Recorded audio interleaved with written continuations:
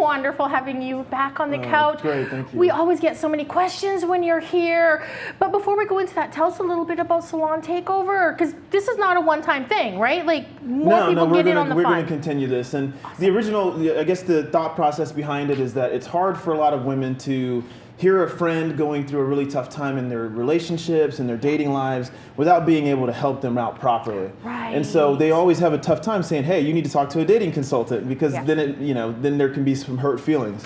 So the way we wanted to do this is just to have a salon takeover where women can get their hair styled, cut, colored, and then have all kinds of other like cool stuff like wine tasting, hors d'oeuvres, things like that, and be able to talk about their relationships with like-minded friends and things like that to get ready for whatever challenge you have going on or whatever fun weekend that you have coming up. Absolutely, and I think, Brandon, everybody can tell by the video, that was a fun night. It was a blast. Like everybody had, and you get your hair done, you get your makeup done, and just the atmosphere where everybody was talking and laughing, and it was wonderful. And you were giving some advice. Yeah, absolutely. Absolutely. And, I just want to make sure that, everyone realized that it's all about looking and feeling your best, not being what everybody else needs and things like that, or what television tells you. It's really about being and having a reflection of what's on the inside properly displayed on the outside. So that's the most important piece. And the one thing that I love, Brandon, it was such a comfortable, easy environment to talk. Yeah. Like everybody felt like so open to talk to you, and like there was no it was awesome. It was like girls' night out, chatting and talking about dating and asking questions and getting beautiful. Yeah, and that's how I run my entire practice, and the consultants that I work with.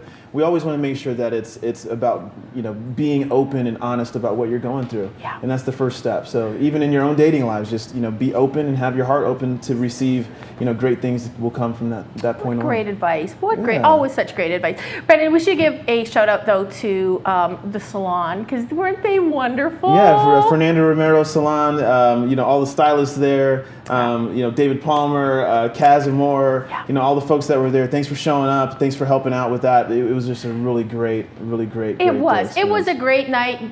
Keep checking Brandon's website, because that's where we'll find out, Brandon, like the next one. And so the next one is actually going to be next month. We're going to do, it's for Ferrari. It's the Ferrari weekend. If any of you have heard of it, it's their 60th anniversary for their Ferraris in North America. Wow. They're going to have like 60 of their best Ferraris that their most precious Ferraris are out there, and then 1,000 more from all over North America, which should be really cool. So that is awesome. So that should be really cool. So anyone who wants to go to that one, actually direct message me on Twitter, Brandon Aki, at Brandon Aki. Just direct message me, and I'll make sure that we make it happen. Slots will fill up, so it should be a really great event. It should be a really great event. Absolutely, and remember, it's on a first come, first serve basis. So get in now, everybody.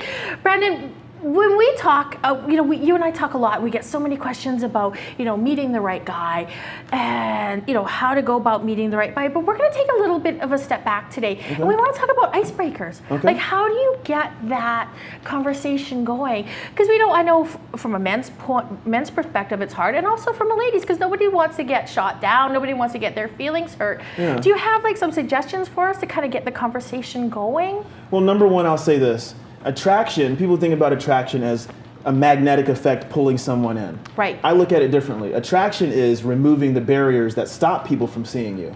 Imagine a big wall that's up, that somebody has their defenses up, and you remove that wall, now they can see you, right? And so the icebreaker is a way to break down that wall. And that's when people start being open and honest. And the best time to be open and honest is at the very beginning, because neither of you have anything to lose.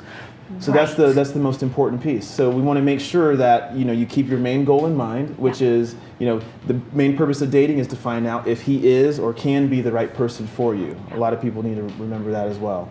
So just get that icebreaker going so that you can remove the wall. And I think that's the one thing that I always remember you saying is, on the first date, you have nothing to lose. Nothing to lose. So be open, right? And you might find a great friend. If even if it's not a great lover or someone that's a romantic interest, you might have a great friend at that point. Absolutely. Who can then open up a lot of doors anyway. So there's always keep your mind open, your heart open as well. That's great. That is absolutely great. I think as far as asking questions, Brandon, I always think about this, because everyone's like, how do you get a conversation going? And I found some really cute, and you can tell me if you think these are good or not. So I think you're in an environment, right? In your environment around people, and you kind of want to get like the conversation going. just some cute ones I found. To ask somebody, what kind of drink is that? Yeah. Right? Just to kind of get the conversation going, and like it starts a conversation. Yeah, right? yeah, because it's never a bad idea to actually talk about something that they like. So if they ordered that drink, then you know that it's something that they're already predisposed to liking. So that's a great way to start it. And I think the next one is like, you have a great name. Are you named after somebody? Oh, that's a good one. Isn't that a good one? Yeah, that is a good one. Because I think that's like a really safe way to start a conversation. Yeah. All right. Awesome. This one's kind of funny because this one could work in some situations and it might not work in others. Okay. Hello, do you work here? That is a good one. Unless it's McDonald's. And you might just have insulted somebody. Oh goodness. So those are mine, Brandon. Those are just like things to like get the conversation going. But how do you get away from that fear of rejection when you just want to go up and start talking to somebody?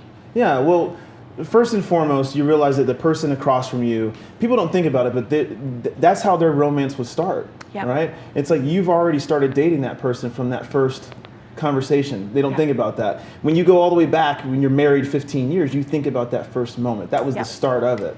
So from that aspect of it, just be open and have fun, because if it's going to work, it's going to work. All right? But realize that your questions need to be centered around some very important things. Is this person good for me or can be good for me? So what I like to do is, if you're feeling nervous, is to have a compounded question, right? Something that gives you some insight into them, and then also that you can lead into another question with. So a great one would be, so glass half full or half empty?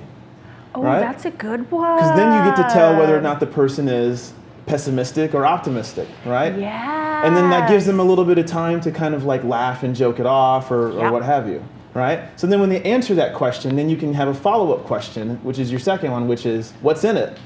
Right? So glass half full or half empty, and then what's in it? I like that. Right? Yeah. That's kind of a two-part. You actually can find out a lot about a person asking them that question. Absolutely. And and if you're in a drinking environment or something along those lines, you might find out if he's a Scotch drinker, if he is a wine connoisseur. If he orders Smirnoff or something like that, then you might want to raise an eye. I'm just kidding. A wine cooler. Shelf, right? If it's a wine cooler or something, you're like, okay, But you'll get a chance to find out a little bit more about their tastes and preferences, and just kind of like if you have some commonalities, and then at that point, then you can start. Then it starts feeling like more of a a more organic conversation.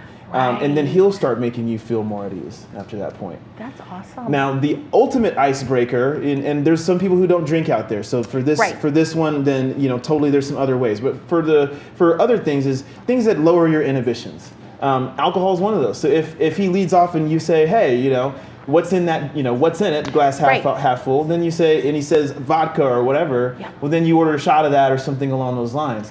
Well, that way, now you've guaranteed yourself a little bit more time as you wait for your drink, and then you get a chance to kind of, talk about it, and then now you've toasted, you drink to each other, you talk, and kind of get the ball rolling from that standpoint.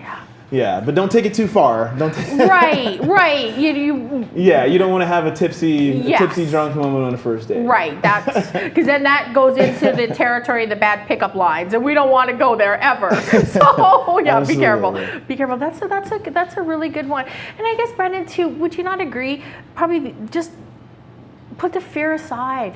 Yeah. And just talk, have a conversation, right? Yeah, absolutely. Because you always say too, maybe that might not be the person that is great for you or you're going to date, but you can always make a friend, right? Just don't be afraid to start a conversation. And that's and I've had that happen before, where they'll say, "Oh, bummer," I think I might have messed up here or there, and that one didn't turn out right.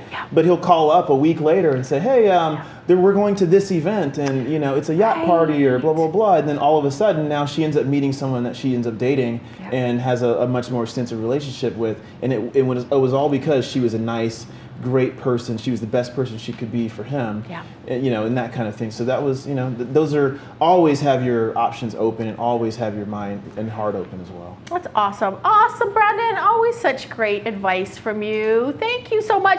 And everybody out there, remember that Brandon, the salon takeovers, if you want to chat, one-on-one, it is such a wonderful way to get to talk to Brandon, ask him your questions.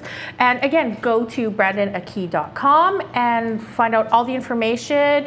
Brandon, thank you so much. It's always so wonderful having you on the show. Thank you. We'll see you back soon. If you have any more questions for Brandon, please get them out on social media. Brandon is wonderful about following up with you on social media, and he will answer those questions for you. Your curvy body's going on, child. Looking good with your fashion style.